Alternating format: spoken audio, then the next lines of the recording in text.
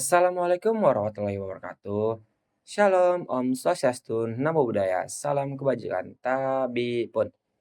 Halo, kami dari kelompok 9 Metode Numerik RA dengan studi kasus distribusi T2. Saya Ibrahim Husin dengan NIM 124370038.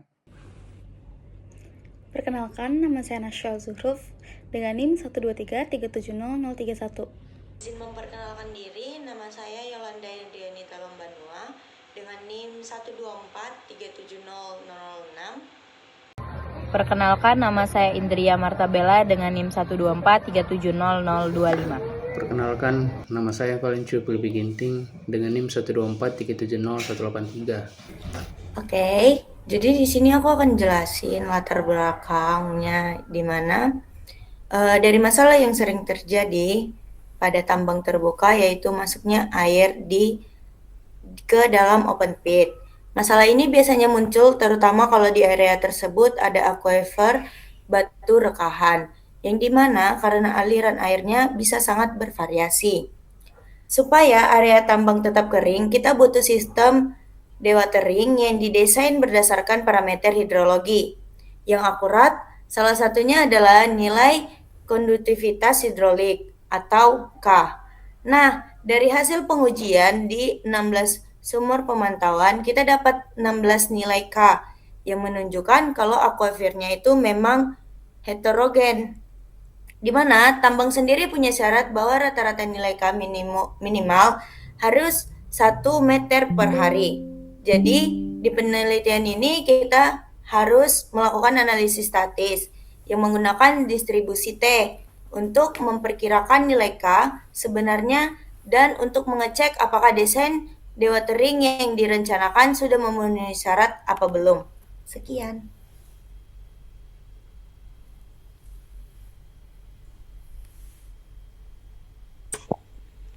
Adapun studi kasus yang kita pelajarin yaitu tambang terbuka mengalami inflow air tanah dari aquifer retakan. Yang kedua itu diperoleh 6 sampel nilai konduktivitas hidrolik atau K. Tambang mensyaratkan rata-rata K lebih dari 1 meter per hari untuk desain pompa. Yang keempat ataupun yang terakhir, analisis statik menggunakan distribusi T atau 95% confidence. Kemudian ada rumusan masalah. Nah, di sini ada 3 rumusan masalah. Yang pertama yaitu berapakah nilai rata-rata sampel, simpangan baku sampel, dan galat baku SE dari 16 data konduktivitas hidrolik yang dikumpulkan.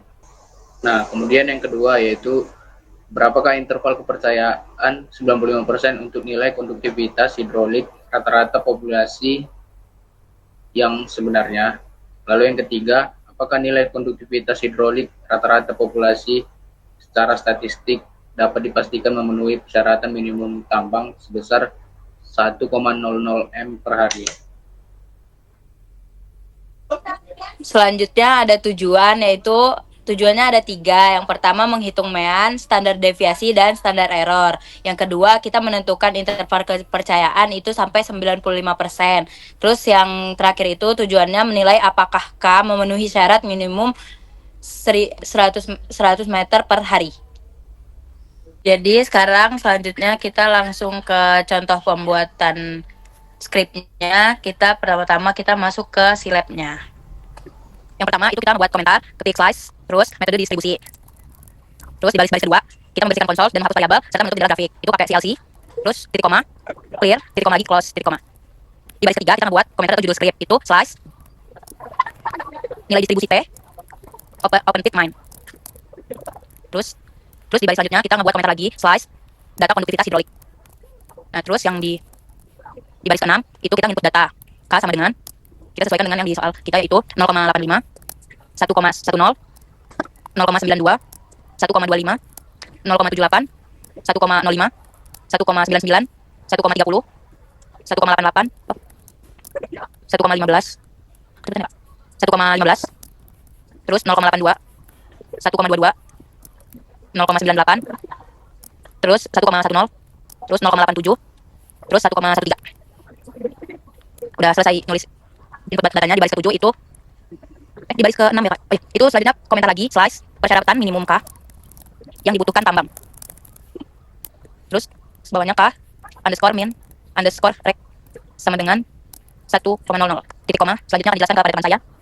Selanjutnya itu kita akan menghitung jumlah sampel, yang dimana rumusnya itu N sama dengan length dalam kurung K besar. Setelah itu di baris selanjutnya itu kita menghitung rata-rata sampel, yang dimana itu rata underscore K besar sama dengan mean dalam kurung K. Selanjutnya di baris selanjutnya itu kita menghitung standar deviasi sampel, yang dimana rumusnya simpangan underscore baku underscore K besar underscore ST div dalam kurung K. Selanjutnya itu kita menghitung standar error, yang dimana itu menyimpan hasilnya di standar error K. Rumusnya itu ada standar underscore error underscore K besar sama dengan simpangan underscore baku underscore K strip SQRT dalam kurung N. Selanjutnya itu kita mendefinisikan variabel CL, yang dimana itu CI-nya itu sama dengan 0,95. Lanjut kita menghitung tingkat signifikan, yang dimana alp hat sama dengan 1 dikurang CI. Lalu lanjut kita tulis komentar, yang dimana slice T kritis. Lalu kita input nilai kritisnya, dimana T underscore critical sama dengan 2,1314. Lalu kita lanjut menghitung untuk margin errornya, itu dimana kita membuat kolom komentar lagi. Komentar menghitung margin error. Lalu lanjut untuk rumusnya itu ada SE sama dengan simpangan underscore baku underscore K besar dibagi dengan SQRT dalam kurung yang kecil. Lalu next kita buat rumus dari margin error. Dan rumusnya itu hasil dari T critical dikali dengan standar errornya. Rumusnya itu margin underscore error sama dengan T underscore critical dikali dengan tanda bintang ST titik koma.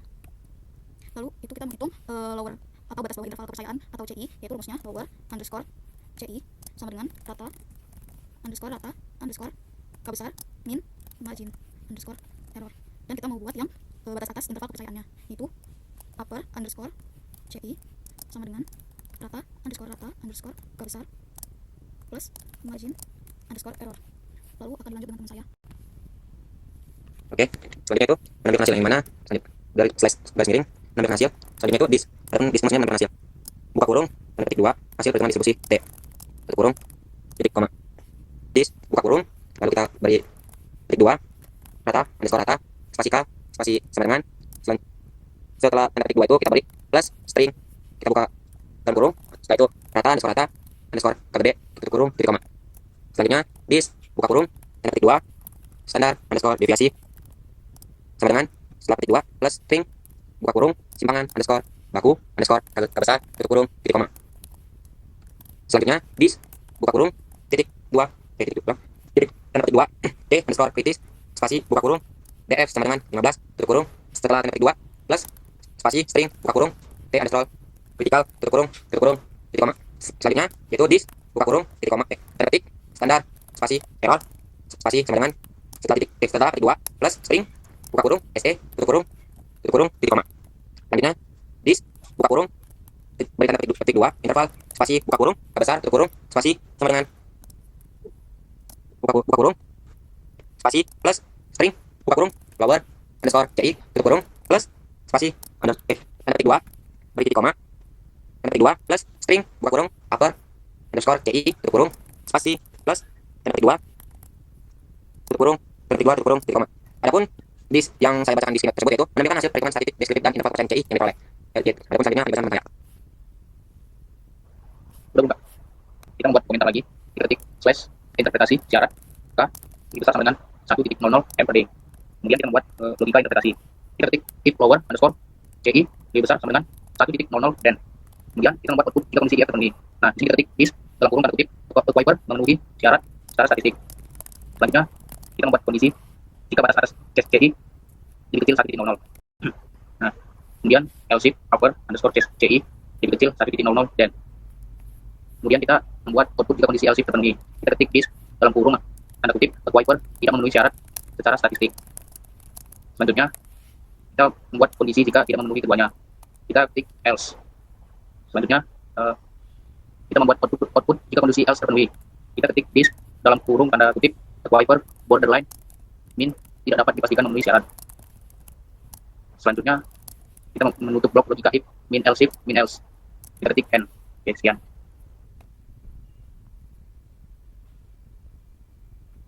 Oke, setelah sudah kita ketik setelah selesai skinnya, jangan lupa kita pastikan lagi setiap kondimennya itu sesuai dengan yang sebelum-sebelumnya. Misal kayak rata, underscore rata, itu kita pastikan semua ke bawah-bawahnya harus tetap sama agar dimana tidak terjadinya error ketika pada di si konsol. Setelah sudah kita pastikan semua tidak ada yang berbeda, selanjutnya kita blok semua. Lanjut kita copy, kita buka di si konsol, kita paste. Nah, selanjutnya itu akan keluar, kita pilih saja dan sudah keluar hasilnya. Adapun hasil yang tidak dapat yaitu aquifer borderline tidak dapat dipastikan memenuhi syarat 1 meter per hari. Oke, sekian dari kelompok kami. Apabila terdapat salah kata atau perbuatan yang dari kami ucapkan, sekian, terima kasih. Wassalamualaikum warahmatullahi wabarakatuh.